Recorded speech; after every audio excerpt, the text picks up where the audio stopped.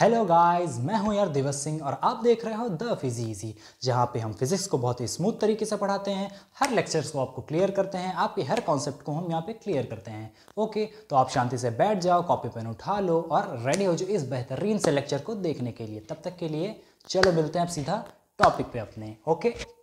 Okay, तो हम लोग आपका वेलकम करते हैं एक नए टॉपिक के साथ जो कि क्लास 12th के स्टार्टिंग में है। तो यार देखो, अभी बहुत सारे बच्चे क्लास 11 से आए होंगे, देख रहे होगे क्या यार, क्या ही फिजिक्स है, ये तो दिमाग को इधर उधर कर देती है। तो यार देखो, मैं भी मानता हूँ क्लास 11th की जो फिजिक्स होती है ना, वो थोड़ी सी टफर साइड होती है क्लास 12th से।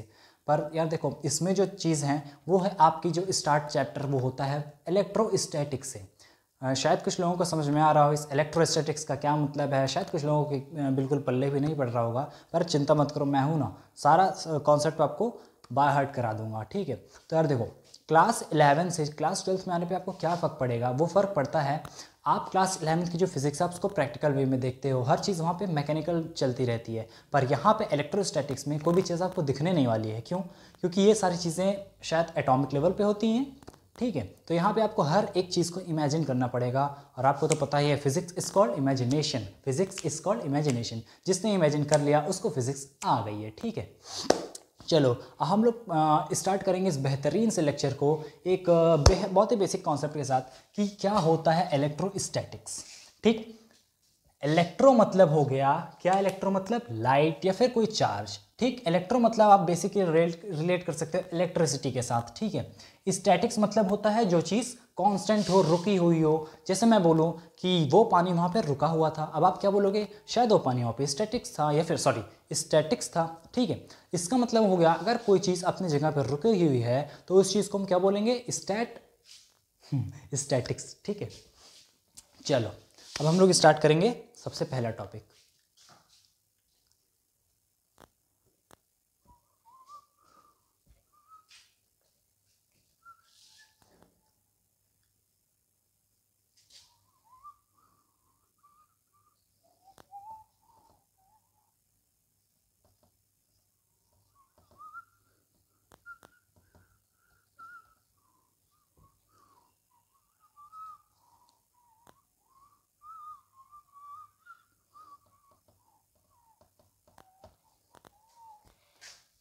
यहाँ से ओके, तो देखो मैंने यहाँ पे किसको बनाया है, मैंने यहाँ पे बनाया है एक मोनू को। मोनू कौन है?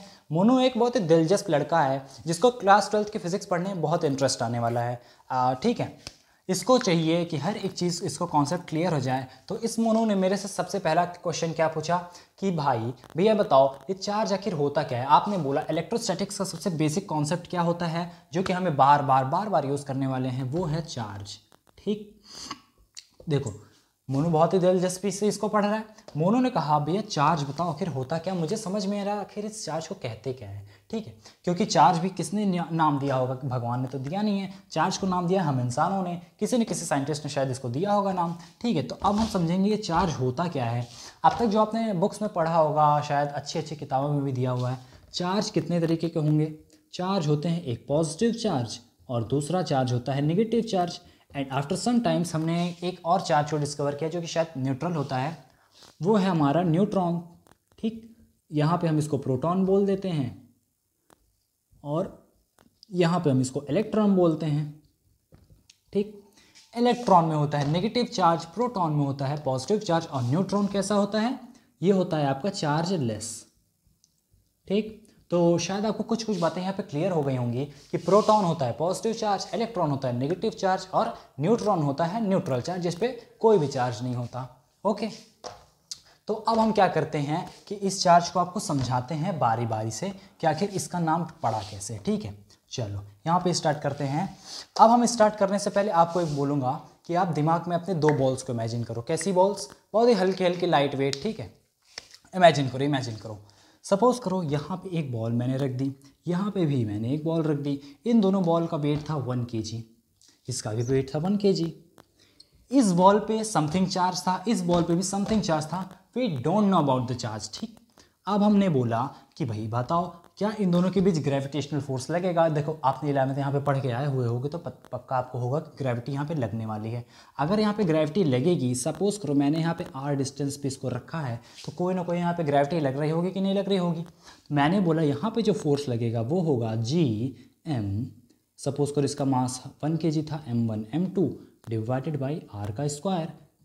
इसका मास था 1 kg, इसका मास था 1 kg, तो मैंने लिख दिया G into 1 divided by r का स्क्वायर। क्या यहाँ पे आपको क्या मिला? यहाँ पे आपको मिला कि इन दोनों बॉल्स की वजह से जो ग्रेविटेशनल फोर्स इन दोनों बॉल्स की वजह से जो ग्रेविटेशनल फोर्स इन दोनों के बीच में लग रहा है वो कितना लग रहा है? G by R square. क्या लगा? G by R square. ठीक, चलो ठीक है, यहाँ तक समझ गए होगे। अब इधर आते हैं। अब इस मोनू के दोस्त चोनू, क्या नाम था इसका? चोनू। ठीक है, इस मोनू के दोस्त चोनू के दिमाग में शरारत आई कि सर आपने बोला यहाँ पे चार्ज है, चार्ज आपने बोला पॉजिटिव भी हो सकता है, नेगेटिव भी हो सकता है या चार्जलेस भी हो सकता है। तो सर मैंने पढ़ा है, इस चोनू ने बोला कि सर मैंने पढ़ा है कि किसी भी बॉडी में चार्ज हो सकता है, एग्जिस्ट कर सकता है। तो अगर मैंने इस बॉडी पे समथिंग चार्ज दिया, क्या दिया? समथिंग चार्ज दिया। सपोज करो इसने इलेक्ट्रॉन दे दिया, समथिंग इलेक्ट्रॉन दिया, इसने भी इलेक्ट्रॉन दे दिया, तो क्या होगा? ठीक है, अब हम इस इधर समझेंगे। ठीक, फिर से हमने अपना एक्सपेरिमेंट दोहराया, फिर मैंने यहाँ पे बॉल लिया, फिर मैंने यहाँ पे बॉल लिया, और क्या हो गया? इसका मास था 1 kg, इसका भी मास था 1 kg, और इन दोनों की दूरी वापस से हमने r रख दिया। पर अब यहाँ पे एक बहुत ही बड़ा ट्विस्ट आता है। वो ट्विस्ट क्या है कि यहाँ पे अब हमने चार्ज दे दिया, सपोज करो 1 कूलम का इलेक्ट्रॉन, और यहाँ पे भी 1 कूलम का चार्ज ऑफ इलेक्ट्रॉन दिया। अब हमने निकाला इसका फोर्स। अब हमको फोर्स क्या मिला? जो ग्रेविटेशनल फोर्स था वो आया G बाई आर स्क्वायर। पर यहीं पे एक ट्विस्ट हुआ। क्या ट्विस्ट हुआ? उन्होंने देखा कि जो चार्जेस या फिर बॉल्स मैंने रखी हुई हैं जिनके ऊपर चार्जेस हैं, अब वो यार देखो वैसे क्या होने चाहिए थे? वैसे तो अट्रैक्ट हो जाने चाहिए थे, क्योंकि हमने ग्रेविटेशनल फोर्स में क्या पढ़ा हुआ है कि दो बॉडीज आपस में अपने आप को एक्सेप्ट करती हैं, सॉरी वो अट्रैक्ट करने वाली हैं। पर यहाँ पे एक बहुत बड़ा चेंज आया। वो चेंज क्या आया कि इन दोनों में देखा गया कि ये दोनों बॉडीज अपने आप को रिपेल करने लगी। क्या करने लगी? रिपेल करने लगी। जस्ट यार देखो, उन्होंने सोचा है आखिर ये हो कैसे रहा है? आखिर ग्रेविटेशनल फोर्स तो अट्रैक्टिव होता है, तो फिर आखिर ये रिपेल कर कैसे रहा है? तो इसी प्रॉपर्टी को दिया गया, क्या? Force due to charge. क्या है? Force due to charge. किसी और की वजह से फोर्स होगा? नहीं होगा ना। तो इन्होंने कहा कि अगर ग्रेविटेशनल फोर्स अट्रैक्टिव होता है तो फिर ऐसी क्या चीज़ है जो कि इसको रिपेल कर रही है, लगातार रिपेल करती चली जा रही है, और भी बहुत बड़े मैग्नीट्यूड से रिपेल कर रही थी। उन्होंने देखा कि वो चीज़ थी इलेक्ट्रिक चार्ज। क्या थी? Electric charge.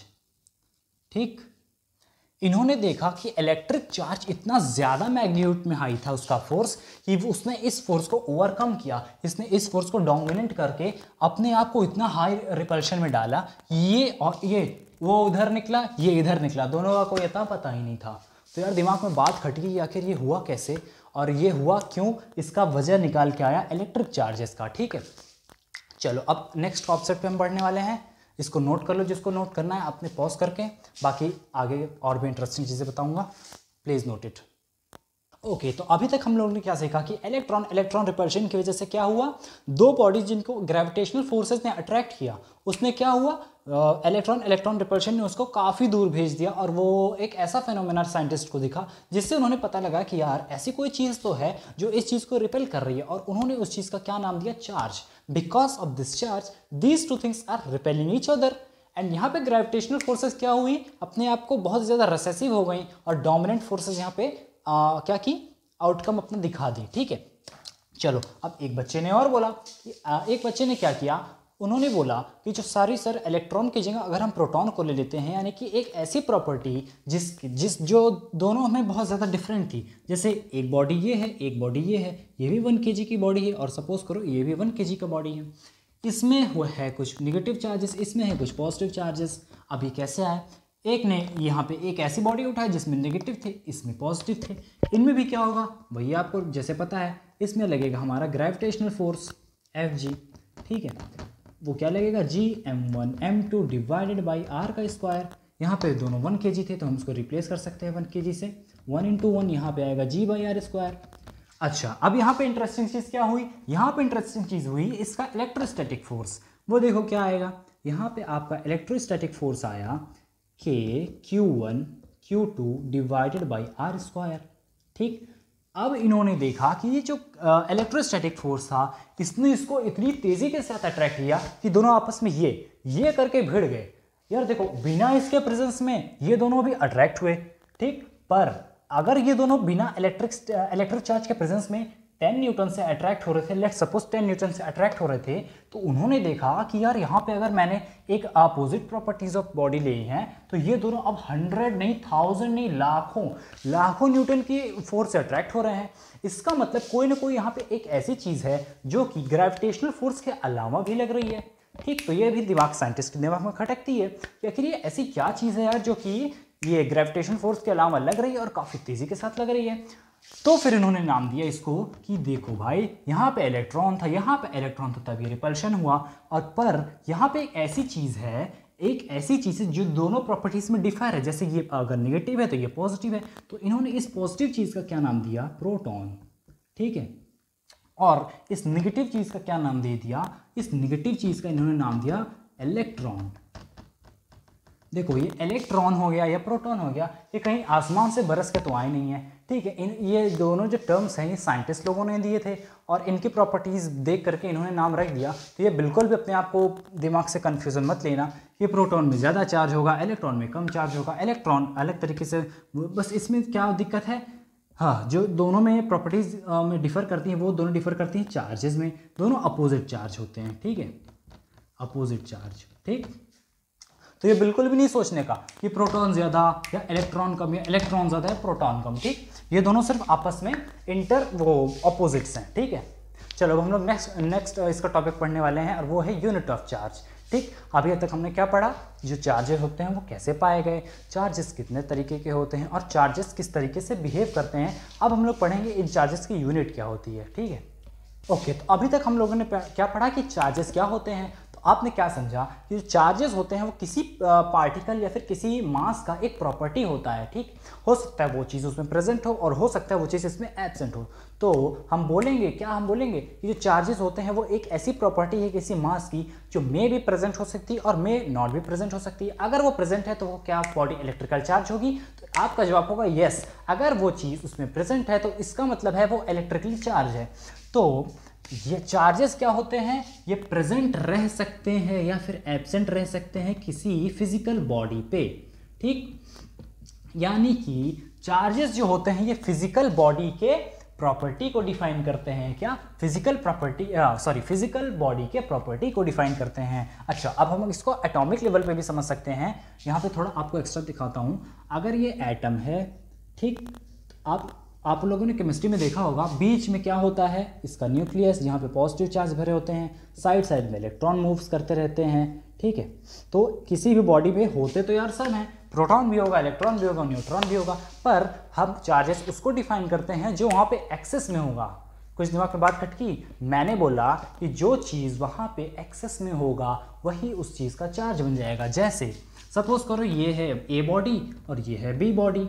ठीक, अच्छा, दोनों ही बॉडीज़ में चार इलेक्ट्रॉन भी होंगे, प्रोटॉन भी होंगे और न्यूट्रॉन भी होंगे, क्योंकि यार दोनों ही बॉडी एटम से बनी है और आपको पता है एटम्स की बेसिक कंस्टिट्यूएंट यूनिट क्या होती है? इलेक्ट्रॉन होती है, प्रोटॉन होती है, न्यूट्रॉन होती है। तो मैंने कहा कि अगर इसमें 20 इलेक्ट्रॉन्स थे, कितने? 20 इलेक्ट्रॉन्स, इसमें भी 20 इलेक्ट्रॉन्स थे मैंने कहा। अच्छा, चलो अब देखा क्या कि इसमें कितने प्रोटॉन्स थे? तो इसमें मैंने बोला इसमें 20 प्रोटॉन्स थे। अब एक लड़का आता है, वो कहता है कि भैया देखो इसमें तो 20 थे पर इसमें कितने हैं? इसमें केवल 10 ही प्रोटॉन्स हैं। तो मैंने यहाँ क्या समझा कि यहाँ भी 20 प्रोटॉन थे, यहाँ 20 इलेक्ट्रॉन थे, यहाँ 10 प्रोटॉन थे और यहाँ 20 इलेक्ट्रॉन थे। इसका मतलब हो गया कि ये एक न्यूट्रल बॉडी है। कैसी बॉडी है? Neutral body. और ये कैसी बॉडी हो गई? आप इसको कैसे निकालोगे? 20 इलेक्ट्रॉन्स माइनस 10 प्रोटॉन्स। क्या मिला यहाँ पे? नेगेटिव में मिला कि नहीं मिला? यहाँ पे आपको 10 इलेक्ट्रॉन ज़्यादा मिल गए। इसका मतलब कि ये बॉडी है नेगेटिवली चार्ज। कैसी बॉडी है ये? नेगेटिवली चार्ज बॉडी है। तो यार देखो, इसको समझना बहुत ही बेसिक सा है। हर बॉडी में एटम होंगे, अगर एटम होंगे तो उसमें इलेक्ट्रॉन भी होगा, प्रोटॉन भी होगा और न्यूट्रॉन भी होगा। पर एक्सेस में अगर एक्सेस में कोई चीज़ ज़्यादा होगी तो हम बोलेंगे वही उसका चार्ज है। क्या है? वही उसका चार्ज है और उस चार्ज जैसा वो प्रॉपर्टी को अपने रखेगा। जैसे मैंने कहा, अगर इलेक्ट्रॉन ज़्यादा हो गया तो वो नेगेटिव चार्ज बोलेंगे, अगर तो प्रोटॉन ज़्यादा हो गया तो पॉजिटिव चार्ज बोलेंगे। ठीक है, चलो उम्मीद करते हैं यहाँ तक सब लोग समझे होंगे। जिसको नोट डाउन करना है नोट डाउन कर लो।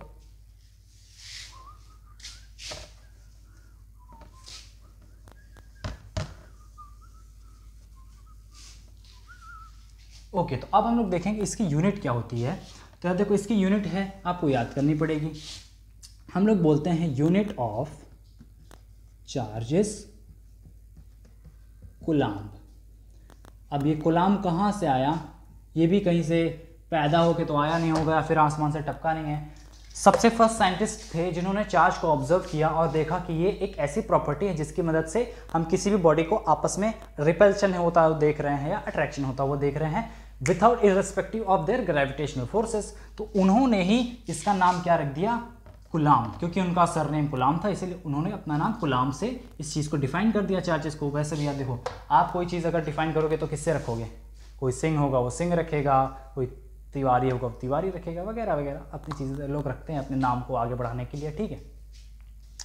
तो इन्होंने भी अपना नाम रख दिया, कूलाम्ब के नाम से इसकी यूनिट दे दी, ठीक, इन्होंने अपनी नाम से अपनी यूनिट दे दी, तो इसी नाम से फेमस हो गया। और हम लोग आज बोलते हैं कूलाम्ब क्या है, कूलाम्ब क्या है, कूलाम्ब एक चार्ज की यूनिट है, ठीक है।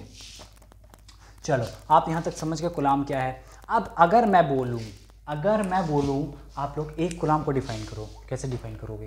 देखो हर फिजिक्स में ना एक ऐसी चीज़ आएगी जो हर जगह रिपीट होगी, और वो क्या है यार, देखो एक कूलाम्ब को डिफाइन करो, एक न्यूटन को डिफाइन करो, या फिर समथिंग, हर एक चीज़ में आपको एक ही पूछा जाएगा। जैसे एक अगर आप इलेक्ट्रिक फील्ड का मैग्नीट्यूड है 1, उसको कैसे डिफाइन करोगे। तो यार देखो, हर चीज़ को अगर सिंगल यूनिट में आपको डिफाइन करना है ना, आप बहुत ही बेसिक चीज़ समझो। ये कूलाम्ब क्या था, चार्ज था, ठीक। चार्ज क्या हो सकता है, किस फॉर्म में हो सकता है, या तो प्रोटॉन के फॉर्म में होगा, या तो प्रोटॉन या फिर इलेक्ट्रॉन के फॉर्म में होगा। अगर ये चार्ज इलेक्ट्रॉन के फॉर्म में है तो सपोज करो अगर एक इलेक्ट्रॉन है तो यहाँ पे 1 × E, अगर 2 इलेक्ट्रॉन है तो 2E, 3 इलेक्ट्रॉन्स है तो 3E। जितने इलेक्ट्रॉन्स बढ़ते जाएंगे क्या हम उतना E लिखेंगे, ठीक। तो मैंने बोला अगर यहाँ पे 5 इलेक्ट्रॉन्स थे, एक बॉडी है इसमें 5 इलेक्ट्रॉन्स हैं, तो यहाँ पे 5E उसका चार्ज होगा कि नहीं होगा, बताओ होगा कि नहीं होगा उसका चार्ज 5E, ठीक। तो मैंने यहाँ पे बोला इस 5E की जो वैल्यू आई चार्ज की वो आई हमारी Q यहाँ पे क्या था, Q यहाँ पे चार्ज था, ठीक। और हमको पता है कि इलेक्ट्रॉन जो होता है उसकी जो वो होती है चार्ज उसमें कितना होता है 1.6 × 10⁻⁹ कूलाम्ब, ये आपने पढ़ा होगा, ठीक। तो अब यहाँ से आप क्या एक कूलाम्ब को डिफाइन कर लोगे। ओके, तो आप लोग यहाँ पे समझ गए होंगे कि एक हम लोग कूलाम्ब को क्या डिफाइन करेंगे। अब बाकी आप लोग समझ सकते हो कि एक इलेक्ट्रॉन को हम कूलाम्ब में कैसे कन्वर्ट करते हैं। तो वो चीज़ बहुत ही बेसिक सी आपको लिख देती है, 1.6 × 10⁻⁹ कूलाम्ब। प्रोटॉन्स की बात करें, इसमें भी यही चार्ज होता है, बस ये पॉजिटिव में होगा, × 10⁻⁹ कूलाम्ब। ये आपका हो जाएगा निगेटिव में और ये हो जाएगा आपका पॉजिटिव में, ठीक। ये दोनों आप नोट आउट कर लो क्योंकि ये बहुत ज़रूरी चीज़ें हैं, आपको याद रहनी चाहिए, ठीक है। बहुत सारे क्वेश्चंस में इसको आपको लगाना पड़ेगा, तो हर जगह आपको शायद दी ना रहे, तो इस दोनों को चीज़ों को आप नोट कर लो। बाकी कूलाम्ब तो समझ ही गए कि यूनिट ऑफ चार्ज को कूलाम्ब कहते हैं, क्योंकि इन्होंने कूलाम्ब साहब ने दी इसीलिए इन्होंने अपने नाम को कूलाम्ब से डिनोट कर दिया। इसमें कुछ वैसा समझने की चीज़ थी नहीं, कूलाम्ब ने दे दिया, आप क्या ही कर सकते हो, आप तो दे नहीं सकते, ठीक है। चलो इसको नोट कर लेना। देखो यार, अगर मैंने यहाँ पे आपको बताया कि चार्जेस क्या होते हैं, इसकी क्या प्रॉपर्टीज़ होती हैं, तो आप समझ सकते हो कि कोई भी चीज़ अगर इस दुनिया में प्रेजेंट है तो क्या उसकी प्रॉपर्टीज़ होंगी, ठीक। अगर मैं बोलूँ कि मैं यहाँ पे खड़ा हूँ तो मेरे अंदर भी कोई ऐसी प्रॉपर्टीज़ होगी, ठीक। अगर मैं बोलूँ आप वहाँ पे बैठ के पढ़ रहे हो तो कोई ना कोई आपकी प्रॉपर्टी आपको डिफाइन करेगी, ठीक है। उसी तरीके से जो चार्ज होता है उसकी समथिंग कुछ प्रॉपर्टीज़ होती हैं जो कि NCERT में लिखी हुई हैं और हम उसको धीरे धीरे समझने की कोशिश करेंगे, ठीक। इन प्रॉपर्टीज से आप समझ सकते हो कि चार्ज कैसा दिखता है, ठीक है। सबसे पहली जो प्रॉपर्टी होती है वो होती है आपका charge is quantized, charge is quantized, ठीक। ये आपका है पहली प्रॉपर्टी को। अब इसको कैसे समझना है ये आपको बहुत ही बेसिक तरीके से समझना होगा, ठीक। जैसे चलो मैं बोलता हूँ, एक एटम समझो, सपोज करो एक एटम चल रहा है आपके माइंड में, ठीक। उस एटम की सबसे छोटी यूनिट क्या होगी, क्या इलेक्ट्रॉन होगी। और अभी मैंने आपको बोला कि इलेक्ट्रॉन क्या होता है, एक चार्ज होता है। इलेक्ट्रॉन क्या है, एक चार्ज है, ठीक।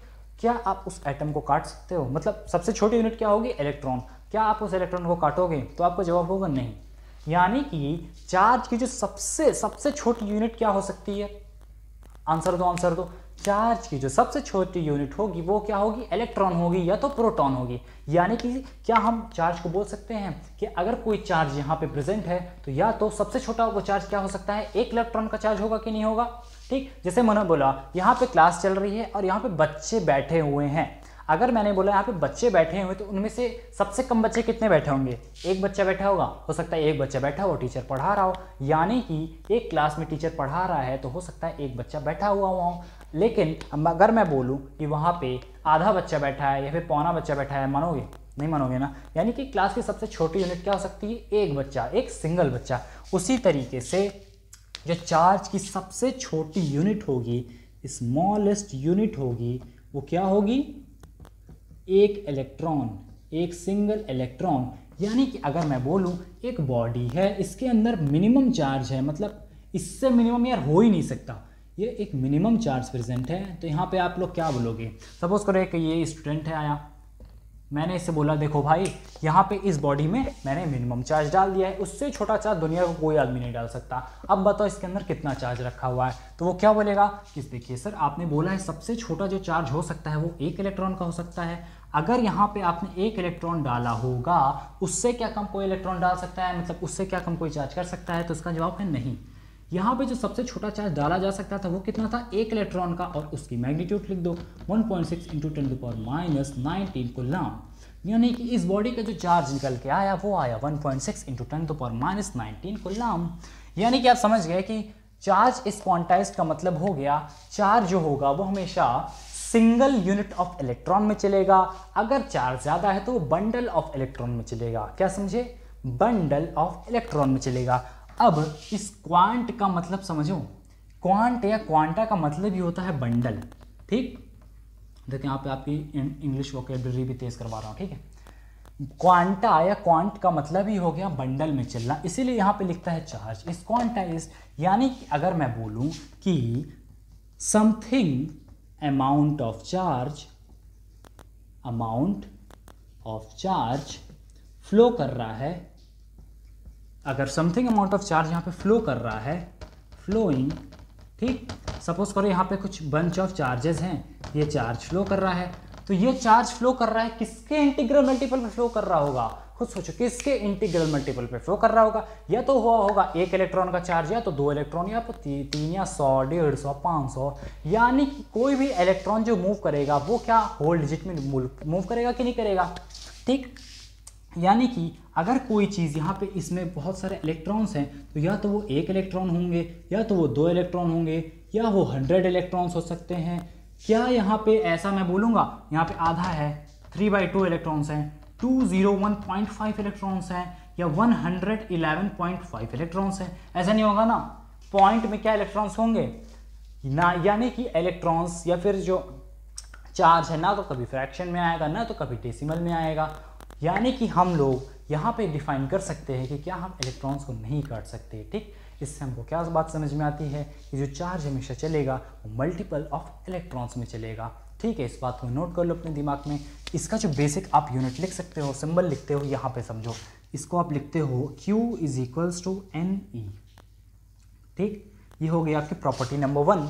यहाँ पे अगर कोई भी चार्ज चलेगा तो वो इलेक्ट्रॉन्स के मल्टीपल्स में ही चलने वाला है। ऐसा नहीं हो सकता कि आधा हो जाए या 2.5 हो जाए या 3.5 हो जाए, वो हमेशा n के मल्टीपल्स में चलेगा। और यहाँ पे n क्या हो सकता है? n 1 हो सकता है, 2 हो सकता है, 3 हो सकता है, 4 हो सकता है, यानी कि सिर्फ और सिर्फ होल नंबर हो सकता है। ठीक, तो यहाँ पे देखो आपको क्लियर हो गया Q = Ne कैसे आया, आपको सारी बातें समझ में आ गई। तो आप यहाँ से बोल सकते हो कि चार्ज इज क्वांटाइज्ड। ठीक, चलो अब हम लोग प्रोसीड करेंगे अपने नेक्स्ट प्रॉपर्टी के ऊपर। ओके, तो यार अब हम लोग प्रोसीड करने वाले हैं अपनी नेक्स्ट प्रॉपर्टी के ऊपर। और वो नेक्स्ट प्रॉपर्टी क्या है? वो नेक्स्ट प्रॉपर्टी है कि चार्ज इज एडिटिव और सब्ट्रैक्टिव। अच्छा, जैसे मैंने बोला कि चार्ज जो होता है वो इलेक्ट्रॉन भी होता है और कैसा हो सकता है? प्रोटॉन भी हो सकता है। यानी कि इलेक्ट्रॉन होता है नेगेटिव और प्रोटॉन होता है पॉजिटिव। इसका मतलब हो गया, इसका मतलब क्या हो गया? सपोज करो यहाँ पे एक बॉडी थी, ठीक, और यहाँ पे एक दूसरी बॉडी भी थी। इस बॉडी में मैंने कहा 10 प्रोटॉन्स प्रेजेंट थे और लगभग 10 इलेक्ट्रॉन्स प्रेजेंट थे, और इसमें 10 प्रोटॉन्स प्रेजेंट थे और 5 इलेक्ट्रॉन्स प्रेजेंट थे। ठीक, अब एक बच्चा आता है, ये देखो ये बच्चा आ गया आप लोगों की तरह बच्चे हैं। ये आया और यहाँ पे पूछा इसने कि बताओ इसके अंदर नेट जो चार्ज होगा वो कितना होगा। ठीक, अब ये इसने ऐवी नहीं पूछ लिया, इसने क्या किया, इसने ये किया कि यहाँ पे एक ऐसा चीज़ लाया जो कि इस चार्ज को डिटेक्ट कर सके। इसने ये देखा कि यार क्या हुआ कि यहाँ पे कोई चार्ज आया ही नहीं। इसने ये पाया कि यहाँ पे जो नेट चार्ज था, क्या था, नेट चार्ज था वो कैसा था, वो 0 हो गया। ठीक, अब यहाँ पे फिर इसने एक चार्ज डिटेक्टर लाया। इस चार्ज डिटेक्टर ने ये देखा कि यहाँ पे 5 पॉजिटिव प्रोटॉन्स जितना चार्ज है, कितना चार्ज यहाँ पे आया इस मीटर में, इसने देखा यहाँ पे 5 प्रोटॉन्स में जितना चार्ज होता था उस मैग्नीट्यूड का चार्ज यहाँ पे है। तो इसने कैलकुलेट किया कि अगर यहाँ पे 10 इलेक्ट्रॉन प्रेजेंट था और 10 प्रोटॉन प्रेजेंट था तो कहीं ना कहीं जो इसका नेट चार्ज था क्या हो जाएगा, वो 0 हो जाएगा कि नहीं हो जाएगा। यहाँ पे नेट चार्ज हो गया 0 और जो यहाँ पे नेट चार्ज था वो कैसा हो जाएगा, पॉजिटिव। ठीक, तो यहाँ से कॉन्सेप्ट आता है चार्ज कैसा हो सकता है, एडिटिव भी हो सकता है, सब्ट्रैक्टिव भी हो सकता है, यानी कि चार्ज आपस में ऐड होंगे और माइनस होंगे। अगर प्रोटॉन प्रोटॉन है तो ऐड हो जाएगा और प्रोटॉन इलेक्ट्रॉन है तो वो माइनस हो जाने वाला है। ठीक, यानी कि यार देखो एक दूसरे के इफेक्ट को कहीं ना कहीं काट देते हैं। ठीक है, चलो अब हम लोग अपने नेक्स्ट प्रॉपर्टी के ऊपर आते हैं और वो प्रॉपर्टी बहुत ही इंटरेस्टिंग प्रॉपर्टी है। जिसको यहाँ पे नोट करना है नोट कर लो, पॉज कर लो वीडियो को। ओके गाइस, तो यहाँ जो मैंने चीज़ लिखी है ना वो कोई ऐसी चीज़ ऐसे ही नहीं लिख दी है।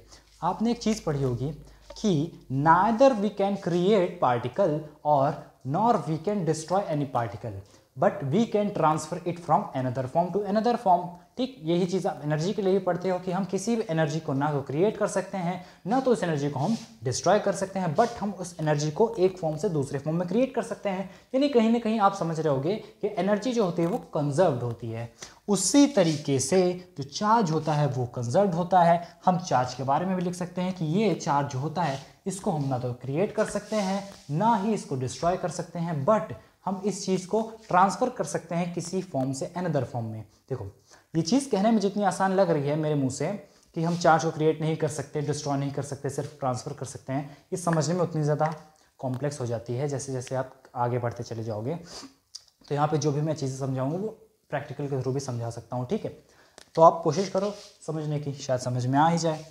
ठीक है, तो अब हम समझेंगे कैसे ये कंजर्व्ड है। ठीक, चलो यहाँ पे मैंने एक बॉडी ली, इस बॉडी में कैसा चार्ज था, पॉजिटिव चार्ज।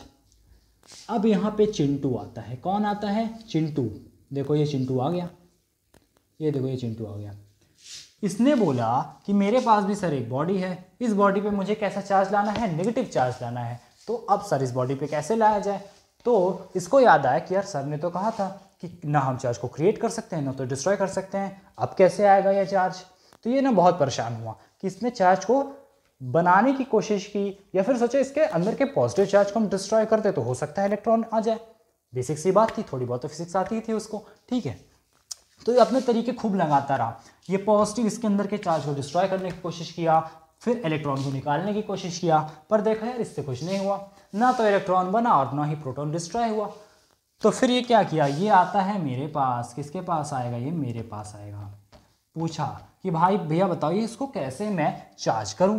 तो मैंने बोला देखो फिजिक्स की लैंग्वेज क्या कहती है कि आप चार्ज को ट्रांसफर तो कर सकते हो, ना आप उसको डिस्ट्रॉय कर सकते हो ना क्रिएट, तो क्यों ना हम इस ट्रांसफर टेक्निक को यूज करके इसके अंदर इलेक्ट्रॉन का वो कराते हैं, सिर्फ और सिर्फ इसको चार्ज कर सकते हैं इलेक्ट्रॉन जैसा। ठीक, अब जो बेसिक सी बात वो समझने वाली ये है कि क्या हर बॉडी एटम से बनी है। अगर वो बॉडी एटम से बनी है तो हर बॉडी के अंदर प्रोटॉन्स भी हैं और इलेक्ट्रॉन्स भी हैं इक्वल नंबर में। ठीक, यही समझना है, आप इस चीज़ को अपने दिमाग में एकदम बसा लो कि कोई भी बॉडी के अंदर प्रोटॉन्स भी होंगे और इलेक्ट्रॉन्स भी होंगे, कोई भी बॉडी ऐसी नहीं होगी जिसके अंदर ये दोनों चीज़ें ना पाई जाती हों। यानी कि इस बॉडी के अंदर भी प्रोटॉन्स हैं और इलेक्ट्रॉन्स हैं। अगर किसी तरीके से इस चीज़ों को हम निकाल दें तो हो सकता है कि इलेक्ट्रॉन हमको यहाँ पे मिल जाए। अब मैंने इस बॉडी को उठाया और कहाँ पे लाया, इसके पास। चलो लाते हैं, ये बॉडी आ गई इसके पास। इसके पास आने से क्या होगा, जितने भी नेगेटिव चार्जेस थे वो इस तरफ शिफ्ट हो जाएंगे कि नहीं हो जाएंगे। देखो जितने नेगेटिव चार्जेस थे वो इस तरफ आ गए और पॉजिटिव चार्जेस रिपल हो गए। अब कोई पूछ सकता है यहाँ पे कि यार ये भी तो पॉजिटिव है, ये भी तो अट्रैक्ट कर सकता था, पर यार देखो मैग्नीट्यूड का फर्क है ना, इसका मैग्नीट्यूड इसके मैग्नीट्यूड से बहुत ज़्यादा हाई है। तो इसने ऑल नेगेटिव चार्जेस को अपनी तरफ अट्रैक्ट किया और जितने भी पॉजिटिव चार्ज थे उसको रिपेल कर दिया। अब हम क्या करने वाले हैं, देखो अब हम क्या करेंगे, यहाँ पे कनेक्ट करेंगे, क्या करेंगे, यहाँ पे एक कनेक्टर कनेक्ट करेंगे। देखो ये हमने क्या किया, इस चीज़ को अर्थिंग दे दी। अब अर्थिंग से क्या होगा, यहाँ पे इलेक्ट्रॉन्स थे, आपने पढ़ा होगा ग्रेविटी जो है एक बहुत ही अच्छी अर्थिंग मटेरियल है, ठीक है। तो अब क्या होगा, ये देखेगा कि यहाँ पे यार सारे पॉजिटिव थे, तो ये इलेक्ट्रॉन के ऊपर की तरफ दौड़ेगा कि नहीं दौड़ेगा, इसकी तरफ, इसको न्यूट्रल करने के लिए। ये सारे के सारे इलेक्ट्रॉन इसको दौड़े जाएंगे न्यूट्रल करने के लिए, और सारे के सारे देखो इलेक्ट्रॉन्स आ गए और इसको न्यूट्रल कर दिया, यानी कि यहाँ का चार्ज टोटली न्यूट्रल हो गया। खत्म नहीं हुआ, सिर्फ और सिर्फ न्यूट्रल हुआ, ये समझना। यहाँ पे कोई समझेगा कि खत्म हो गया, तो बेटा खत्म नहीं होता, ये सिर्फ न्यूट्रल हो जाता है, ठीक है। यहाँ पे तो न्यूट्रल हो गया, यानी कि चार्जेस ना डिस्ट्रॉय हुए ना क्रिएट हुए, सिर्फ और सिर्फ ये न्यूट्रल हो गए आपस में। अब यहाँ पे क्या प्योर बचा, केवल हमको यहाँ पे बच गया इलेक्ट्रॉन। तो बूम, आपकी बॉडी क्या हो गई, नेगेटिवली चार्ज हो गई। तो यहाँ पे क्या मैंने किसी चार्ज को डिस्ट्रॉय किया, नहीं। किसी चार्ज को मैंने क्रिएट किया, इसका जवाब भी है नहीं। मैंने सिर्फ एक बहुत ही बेसिक चीज़ का इस्तेमाल करके इसको चार्ज कर दिया, और इसी को हम कहते हैं charging by induction. By induction, जो कि अभी मैं आपको बहुत ही अच्छे वे में समझाने वाला हूँ आगे। ये बहुत ही बड़ा टॉपिक है, ठीक है। यहाँ पे आपने समझा कि कैसे कंजर्व्ड बॉडी रहती है और चार्जिंग इंडक्शन से हम कैसे कर पाते हैं, यानी कि यहाँ पे हमने क्लियरली समझ लिया कि किसी भी चार्ज को हम ना तो क्रिएट कर सकते हैं ना तो डिस्ट्रॉय कर सकते हैं, हम सिर्फ उस चीज़ को ट्रांसफ़र कर सकते हैं। जैसे आपने बहुत ही बेसिक चीज़ समझी होगी, शायद एक ये भी हो, आपने कंघी को अपने सिर में रगड़ा होगा, याद आया किसी को? आपने जब कंघी को सिर में रगड़ा होगा, फिर पीसेस ऑफ पार्टिकल्स, पेपर के पार्टिकल्स को आप जो उस पर नीचे क्या हो जाता है, आप यूं इस तरीके से रब करके पीसेस ऑफ पेपर के जब सामने लाओगे तो देखोगे वो चीज़ अट्रैक्ट कर रही है। ये कुछ और नहीं था, बस ये एक इंडक्शन का एग्जाम्पल था। जैसे आप इसको रब करोगे, चार्जेस कंघी में आएंगे और वो कंघी उस पेपर को अट्रैक्ट कर लेती है, क्योंकि बिकॉज ऑफ चार्जेस, ठीक।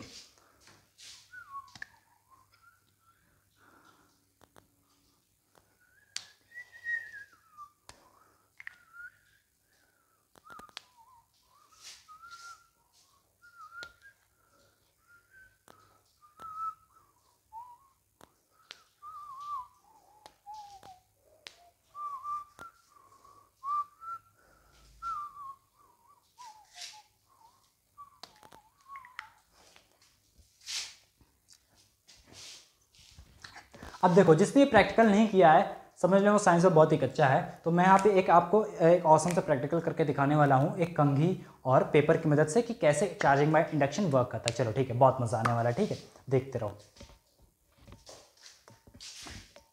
ओके, तो अभी तक हमने क्या पढ़ा कि सारे प्रॉपर्टीज़ के बारे में हम लोगों ने पढ़ लिया। अब हमारी बारी आती है कूलॉम्स लॉ को पढ़ने की। अच्छा, जैसा आपने पढ़ा होगा ग्रेविटेशनल लॉ, जो कि ग्रेविटेशनल फील्ड ऑफ इंटेंसिटी या फिर ग्रेविटी के बारे में बताता था, वो क्या था, वो था जिन्होंने न्यूटन ने दिया था, वो था G(m1 m2) divided by r का स्क्वायर। इफ़ गिवन, यहाँ पे एक बॉडी रखी है और यहाँ पे एक बॉडी रखी है, इन दोनों के बीच डिस्टेंस r है, और अगर इसका मास समथिंग m1 है, इसका मास समथिंग m2 है, तो न्यूटन साहब ने कहा था कि G(m1 m2) by r square, इस दोनों के बीच का क्या होने वाला है, फोर्स होने वाला है, ठीक। पर अगर मैं बोलूं कि जो कलाम साहब थे, इन्होंने न्यूटन से पहले अपना लॉ दे दिया था, तो और जो न्यूटन था उन्होंने ही इसके लॉ को उठा करके अपने जगह पे अपनी अपनी वैल्यूज पुट कर दी। थोड़ा सा आपको सरप्राइजिंग लगेगा, पर ये सच है, ठीक है। ये सच किस तरीके से है वो दिखाता हूँ। देखो, सबसे पहला कलाम ने क्या किया, दो बॉडीज़ को, चार्ज बॉडीज़ को कुछ दूरी पे रख दिया। सपोज करो ये पॉजिटिव चार्ज थी और ये नेगेटिव चार्ज, या फिर समथिंग पॉजिटिव। सपोज करो दोनों पॉजिटिव चार्ज थी और ये दोनों आर दूरी पे रखी हुई हैं, ठीक है। अब सपोज करो इसके ऊपर चार्ज था Q1, इसके ऊपर चार्ज था Q2। उन्होंने देखा कि इन दोनों के बीच का जो फोर्स था वो डायरेक्टली प्रोपोर्शनल हो रहा था कितने अमाउंट ऑफ चार्ज रखे गए हैं, यानी Q1, और कितने अमाउंट ऑफ चार्जेस उस तरफ रखेंगे यानी Q2। यानी कि जैसे जैसे आप Q1 को बढ़ाओगे वैसे वैसे फोर्स बढ़ेगा, जैसे जैसे आप Q2 को बढ़ाओगे वैसे वैसे फोर्स मैग्नीट्यूड बढ़ेगा। और इन्होंने रियलाइज़ किया कि जो ये इसकी दूरी है वो जैसे जैसे हम बढ़ाएंगे वैसे स्क्वायर में यानी कि R स्क्वायर के टर्म्स में इसके फोर्स इन्वर्सली प्रोपोर्शनल होता चला जाएगा। यानी कि अगर हम इन दोनों के जो डिस्टेंस है उसको बढ़ाते चले जाएंगे तो इनके बीच का जो फोर्स है वो लगातार घटेगा, और वो लीनियरली नहीं घटने वाला है, वो घटेगा स्क्वायर अपोजिट के रिस्पेक्ट में, जैसे 1/r का स्क्वायर। इन्होंने तब कहा कि F डायरेक्टली प्रोपोर्शनल टू हम क्या लिख सकते हैं Q1 Q2 divided by R का स्क्वायर। और यहाँ पे जब आप ये हटाओगे तो यहाँ पे एक प्रोपोर्शनलिटी कांस्टेंट आएगा, वो आता है K Q1 Q2 divided by R का स्क्वायर। ठीक, ये था आपका कूलॉम्स लॉ। इसको हम यहाँ पे फेयर लिखते हैं, F is equals to K Q1 Q2 divided by R का स्क्वायर। ये आपका general equation of Coulomb's law है जो कि कूलॉम साहब ने दिया था। ठीक है, और यहीं से उठा करके कुछ न्यूटन ने अपना इधर उधर दिमाग लगा के किया और उन्होंने ग्रेविटेशनल का जो फोर्स था उसके बारे में डिफिनीशन दी। तो आप लोग ये लिख लो। अब हम बारे में बात करेंगे कि इसका जो ये तो मैग्नीट्यूडल फॉर्म है, तो इसका क्या बोलते हैं हम लोग, वेक्टर फॉर्म कैसे लिखेंगे। तो देखो वेक्टर फॉर्म कैसे लिखते हैं।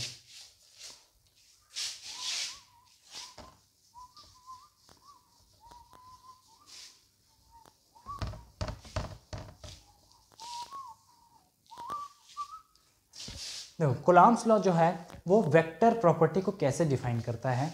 जैसे अगर मैं बोलूँ एक चार्ज ईस्ट में रखा है और एक चार्ज 2 मीटर साइड साउथ में रखा हुआ है, या फिर सपोज करो एक चार्ज अगर साउथ में रखा है और 2 मीटर वेस्ट में एक चार्ज रखा हुआ है, यानी कि मैं क्या बोल सकता हूँ कि जो चार्जेस हम प्लेस करेंगे और उनके बीच का जो फोर्स लगने वाला है वो क्या वो वेक्टर होगा या स्केलर होगा।